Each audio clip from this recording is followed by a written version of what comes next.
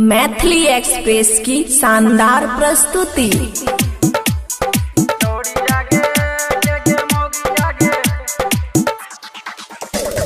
मोगी आगे गे गे गे छोड़ी आगे, मोगी आगे गे गे गे छोड़ी आगे। डीजे पे नाचिल है तो जवानी गरम, छोड़ी आगे गे गे मोगी आगे। डीजे पे नाचिल है तो जवानी गरम, भागेला जबान छोड़ी छोड़ दे शरम। छोड़ी आगे गे गे मोगी आगे, छोड़ी आगे गे गे गे मोगी आगे।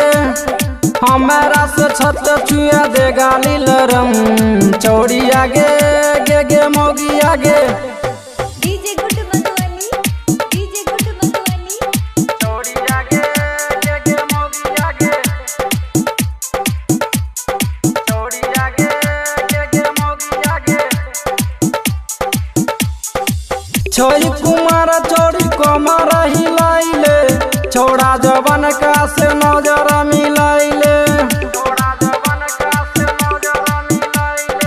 छोड़ी कुमार छोड़ी कमर हिलाइले, छोड़ा जवन का से नजर मिलाइले। हई तो न झूठो कर चही तू भरम, भागेली जवान छोड़ी छोड़ दे शरम। छोड़ी आगे गे गे मोगी आगे, छोड़ी आगे गे गे मोगी आगे।